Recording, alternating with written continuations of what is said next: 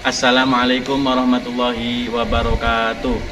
Alhamdulillahirabbil alamin wassalatu wassalamu ala asrofil anbiya wal mursalin sayyidina wa maulana Muhammadin wa ala alihi washabihi ajmain. Amma ba'du. Kepada yang terhormat Bapak Ibu dosen penguji uji kinerja pada PPK Transformasi dalam jabatan batch 4 tahun 2025. Perkenalkan, nama saya Muhammad Safi'il Anam, mahasiswa PPK batch 4 tahun 2025 di LPTK UIN Palangkaraya dengan nomor induk mahasiswa 25426732538. Pada hari ini Senin tanggal 26 Januari 2026 saya akan melaksanakan praktek pembelajaran dalam rangka penilaian uji kinerja di sekolah MTS Khosinatul Ulum Dusun Banan, Desa Gunungrejo, Kecamatan Gedung Pring, Kabupaten Lamongan, Provinsi Jawa Timur dengan bidang studi fikih di kelas 7 dengan materi sholat berjamaah. Terima kasih dan selamat menyaksikan. Wassalamualaikum warahmatullahi wabarakatuh. Bismillahirrahmanirrahim. Assalamualaikum warahmatullahi wabarakatuh. Waalaikumsalam warahmatullahi wabarakatuh. Bagaimana anak-anak kabar hari ini? Baik. Sehat semua? Sehat. Sudah sarapan semua? Alhamdulillah. Nah, anak-anak, sebelum pembelajaran dimulai, mari kita doa bersama yang akan diperlihatkan dua kelas. Monggo Mas Bayu. Coba. Ayo. Mulai. A'udzubillahi minasyaitonir rajim. Bismillahirrahmanirrahim. Raditu billahi rabban wa bil islami dinan wa bi Muhammadin nabiyyan wa rasulan. Rabbi ishrah li sadri wa yassir li amri wahlul 'uqdatam min lisani yafqahu qawli. Rabbi zidna ilma warzuqna fahma waj'alna minas sholihin. Rabbana atina fid dunya hasanah wa fil akhirati hasanah wa qina adzabannar. Doa selesai. Terima kasih untuk Mas Bayu sudah memimpin doa. Selanjutnya Pak Anam mau mengecek kehadiran kalian semua. Apakah ada yang tidak hadir pada hari ini? Kalau hadir berarti angkat tangan. Kalau enggak hadir berarti saya absen. Dan Ahmad Rawa Pratama, Aida Sasabila, Atin Kamilatul Rodiah, Dedan Bayu, Fani Widiani, Adit Halimatus Sakya, Laila Amaliatul Azkia, Muhammad Fakil Zan, Muhammad Fikri, Muhammad Khairul Anam, Muhammad Agustian, Nabila Min, Sri Gita, Winda, Zahra, Zaskia, Muhammad Arif Firmansyah. Alhamdulillah semua pada hari ini. Sebelum pembelajaran, mari kita melakukan lagu Indonesia Raya. Begitu dipimpin Mbak Fani yang di depan.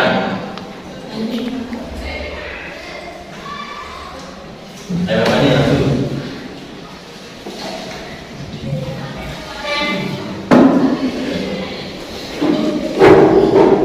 Ayo dimohon untuk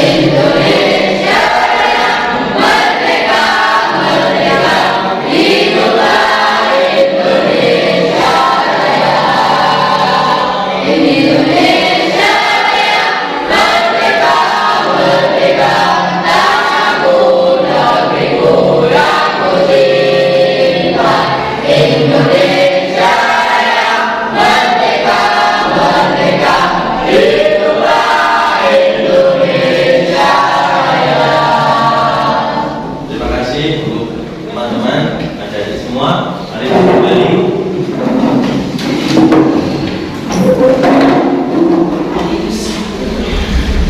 Ya anak-anak, untuk pada hari ini kita mau mempelajari tentang sholat berjamaah. Sholat apa? Berjamaah. Sebelumnya materi minggu yang lalu yaitu tentang apa? Sholat 5 waktu.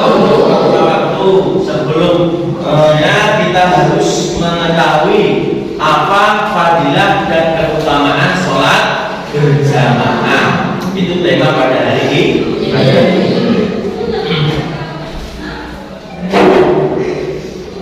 Anak semua,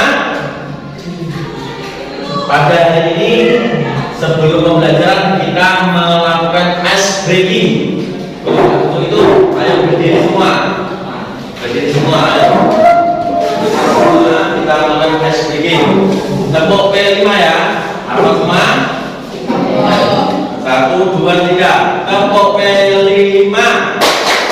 Proyek penguatan profil pelajar Pancasila. Yes. Nah, terima kasih. Kita yang semangat dan selalu tampil aktif dalam pembelajaran agar tidak mengantuk.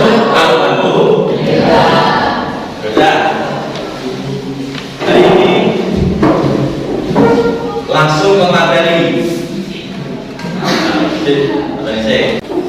Seksamakan atau lihat materi pada hari ini yaitu tentang sholat berjamaah atau sholat jamaah.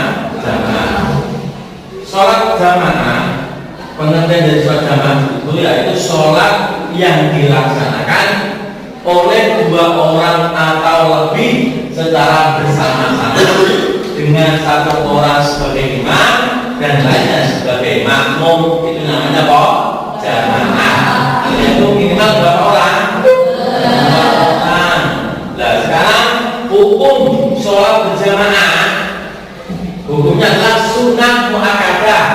Ini sebagai ulama ada yang menghukumi sunnah muakkadah, tetapi ada yang memberikan fatwa bahwa sholat berjamaah itu hukumnya adalah wajib kifayah atau fardu kifayah. Kalau fardu kifayah yaitu ketika ada orang yang sudah mengerjakan maka yang lain gugur. Tapi kalau sudah semua melakukan maka yang lain semuanya adalah berdosa. Namanya fardu kifayah. Ketiga, dalil sholat berjamaah yang hadis Rasulullah SAW yang artinya sholat berjamaah lebih utama daripada sholat sendirian dengan 27 derajat. Nah itu sampai kalau melakukan sholat berjamaah itu mendapatkan pahala berapa? 27 derajat dibanding dengan sholat sendiri. Kalau sholat sendirian berapa derajatnya? Berapa derajat? 1.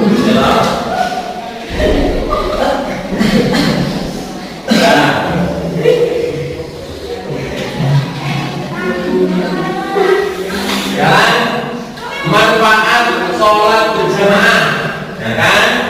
Sholat berjamaah bisa meningkatkan peluang diterimanya ibadah sholat. Kenapa? Sholat berjamaah itu saling iuran kehusuan. Yang satu khusyuk pada rakaat pertama, yang makmum B khusyuk pada rakaat kedua, makmum C khusyuk pada rakaat ketiga, digabung menjadi satu. Nah, makanya jadi khusyuknya itu komplit mulai rakaat pertama sampai akhir. Makanya kalau berjamaah itu lebih berpeluang untuk diterima oleh Allah. Karena apa bu? Khusyuknya iuran atau kenapa berjamaah? Yang kedua, sholat berjamaah bisa menjauhkan diri dari godaan setan yang mungkin bersemayam dalam tubuh manusia. Karena apa? Kuat.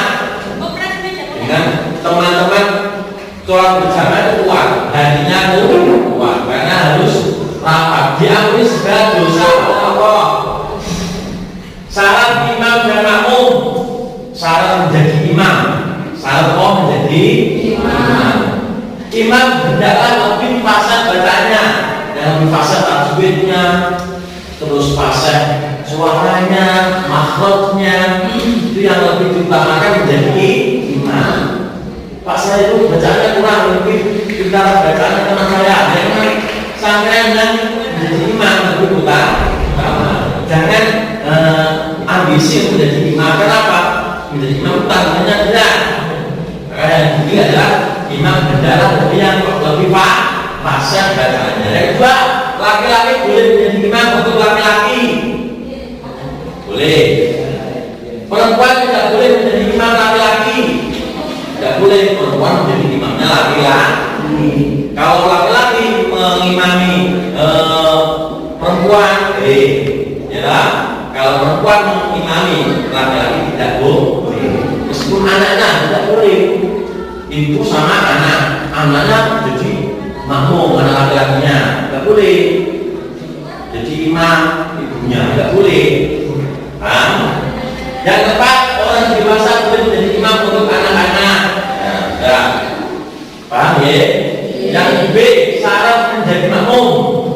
Makmum berniat mengikuti imam. Ingat, sholli fardhu dhuhri arba'ah raka'atin mustaqbilal iblati ada'am makmuman lillahi ta'ala. Saya niat sholat bermakmum kepada si imam seperti itu. Nah ini niat. Yang kedua, makmum hendaklah mengikuti imam dalam gerakannya. Makmum hendaknya mengetahui gerak imam. Atau mengetahui di mana. Jangan jauh-jauh. Contohnya sholatnya di musola sini, dengan makmumnya di masjid, tidak bisa, tidak kelihatan. Itu sholat jamaahnya tidak sah, harus kelihatan oleh imamnya. Yang keempat, imam dan makmum berada dalam satu tempat, kayak di sini musola. Dan di satu tempat dengan antara imam dan makmum. Tidak boleh sampai kok, Pak saya sholat di kamar. Salah, tidak sah. Kenapa? Beda tempat di masjid apalagi. Tempat berdiri makmum tidak boleh lebih depan daripada imam. Tidak boleh. Tidak, imamnya di belakang, makmumnya di depan. Tidak bisa. Minimal di depannya makmum. Ya. Nah ini tentang sholat berjamaah. Ini dari kuasa lagi dari kata jamaah yang jadi kumpul secara jelas sholat dan dengan bersama-sama. Salat menjadi imam tadi sudah, ya. Imam harus berdiri sedikit lebih ke depan, tidak menutupi belakang makmum. Imam meluruskan sop makmum, sopnya lurus ini saya akan menampilkan video pembelajaran. Nah,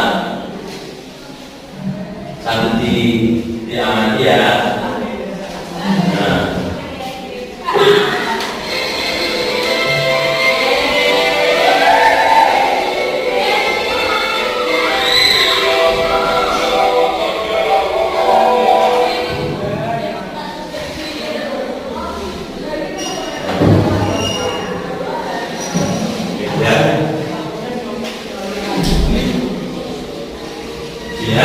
Sama nanti saya akan praktekkan cara sholat berjamaah. Ada yang di depan lihat.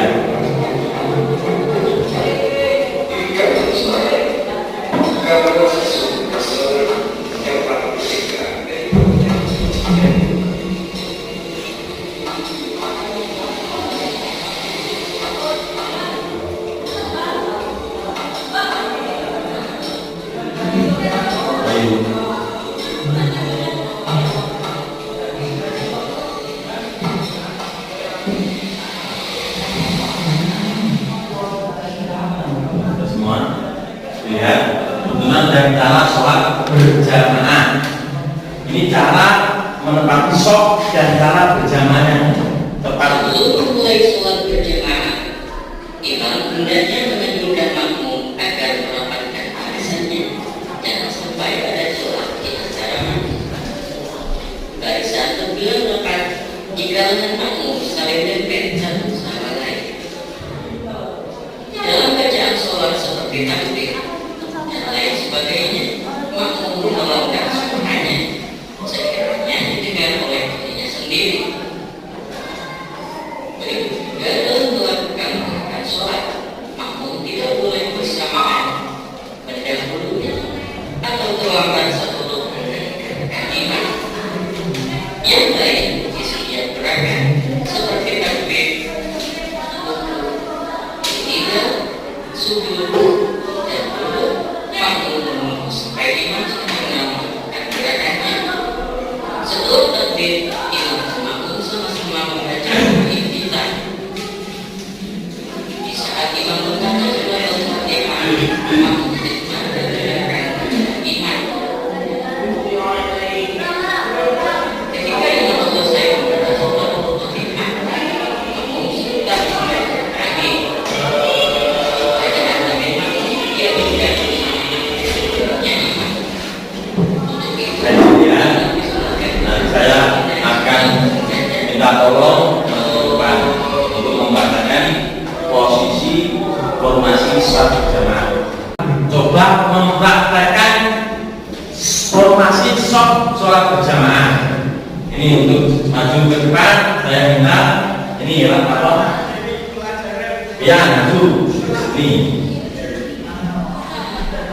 Nah, ini contoh menjadi ini. Nah, terus imam, terus makmumnya datang satu sampai itu bisa mungkin baik.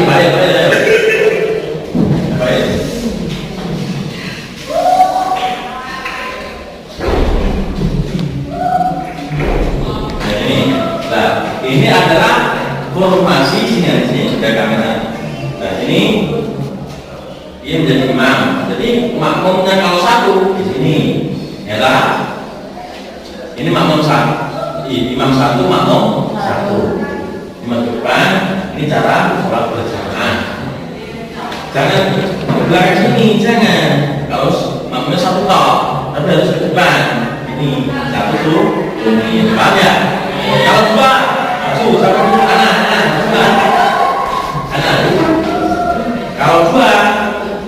Kalau dua gimana Pak? Nah ini namanya. Nah kalau dua di sini. Ya. Kalau tiga sama alif. Ayo maju. Cuma tunggu. Nah ini. Nah, kalau tiga itu mundur semua. Ya, ini maka sini. Nah, seperti ini. Dan seperti ini ya. Ini adalah formasi jamaah yang lebih dari dua. Kalau ada makmum perempuan di belakang, coba, ayo siap di sini. Belakangnya. Nah, ini adalah formasi yang sempurna. Di sini ya, ini di belakang. Jangan dijajar sini, nggak boleh. Karena perempuan. Dah, terima kasih. Ya, kembali.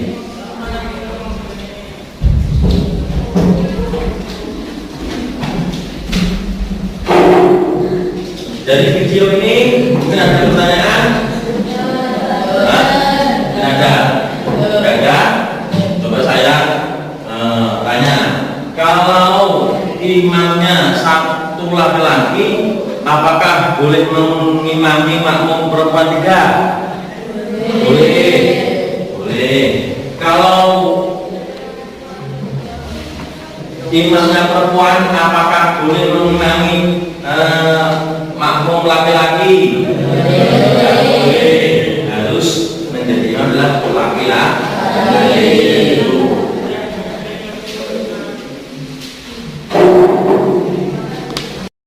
Selanjutnya untuk tugas kelompok. Tugas apa? Kelompok kita diskusikan bersama, akan membagi kelompok 3 kelompok. Yang ini A, ini B, dan ini C. Sudah paham? Nanti saya bagikan LKP-nya. Ini pertanyaannya. Ini. Nah, saya akan bacakan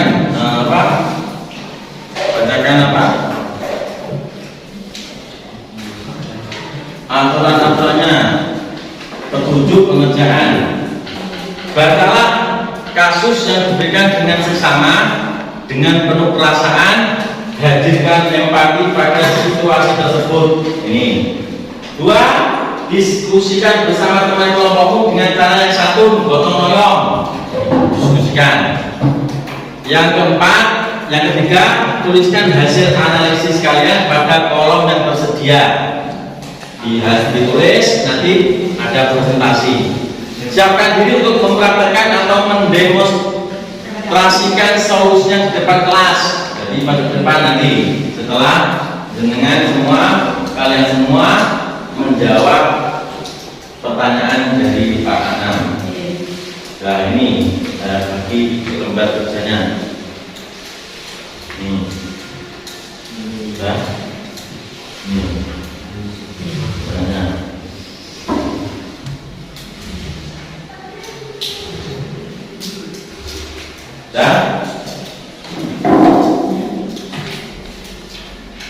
ayo dikerjakan. Ayo sama. Nih, kerjakan. Kalian kerjakan.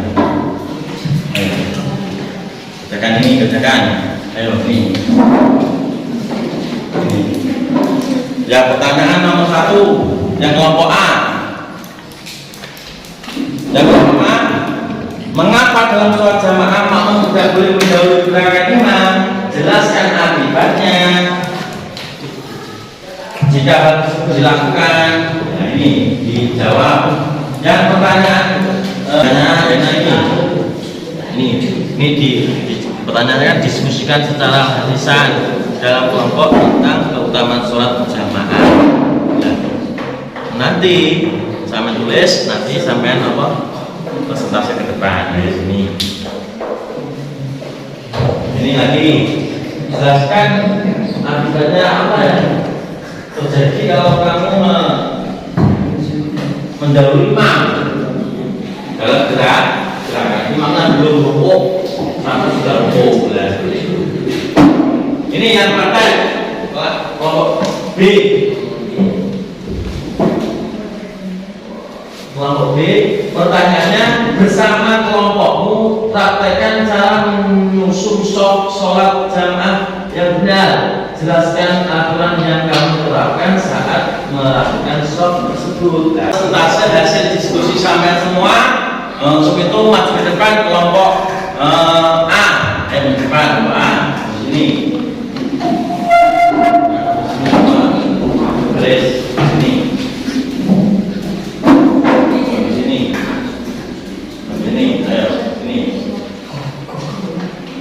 Ayo dibaca pertanyaannya.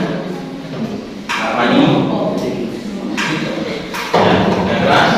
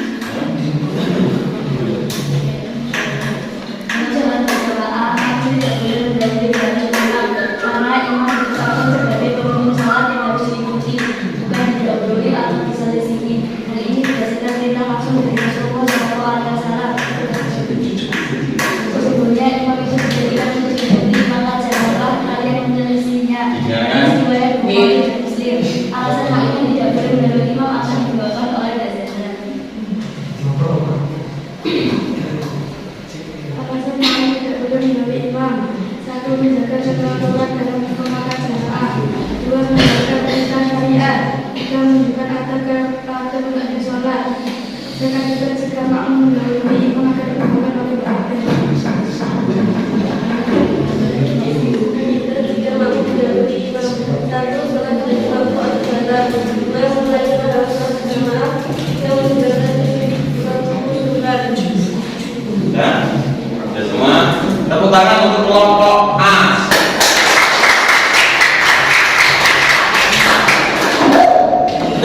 Selanjutnya dari pelajaran atau materi hari ini mungkin ada yang belum paham. Apakah sudah paham semua? Oh, paham. Jadi hukum sholat jamaah itu hukumnya apa? Fardu kifayah. Ada yang mengatakan sunnah. Minimal berjamaah itu berapa orang? Paham semua.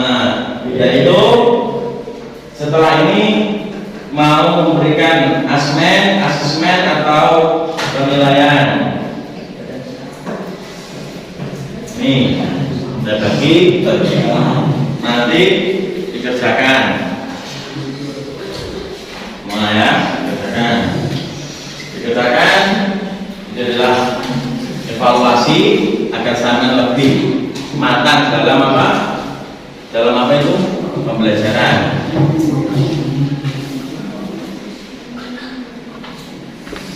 Sudah semua? Sudah?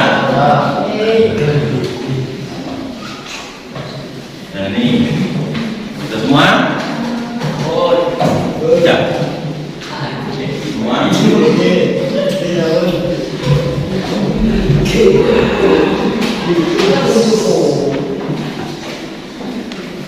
Sudah? Untuk itu mungkin dari kesulitan apa yang Anda atau kalian semua temukan dalam berjamaah. Mungkin ada kesulitan, Pak, bagaimana sholat yang benar itu? Apakah ada pertanyaan? Nah, begitu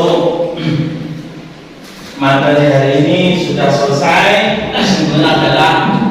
Kesimpulan pada hari ini adalah materi pada hari ini adalah kita mendapatkan sebuah keterangan tentang keutamaan sholat berjamaah. Karena apa? Dengan sholat berjamaah kita akan lebih berpeluang sholat kita akan diterima oleh Allah.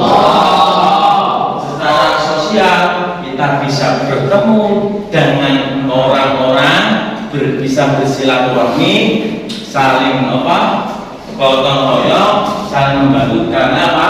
Fadilahnya jamaah. Alhamdulillah. Untuk pertemuan hari ini, materi ini sudah selesai dan sampai bertemu pada minggu berikutnya, yakni tentang materi zikir dan doa. Kemarin sholat 5 waktu, terus sekarang sholat berjamaah, dan besok tentang doa dan zikir. Habis sholat jamaah kita ngapain? Zikir atau wirid.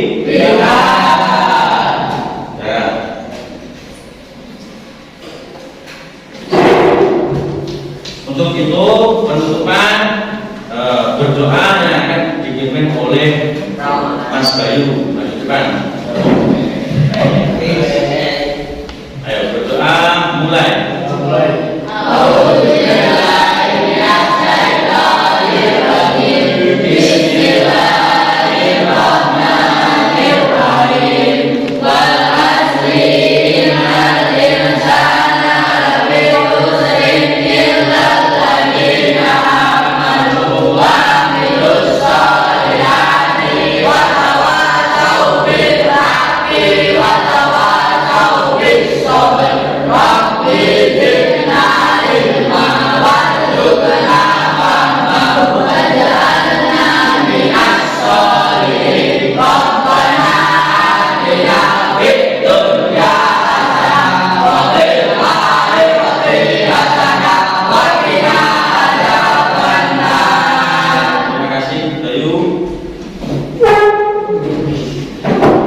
Demikian materi pada hari ini, kurang lebihnya mohon maaf yang sebesar-besarnya.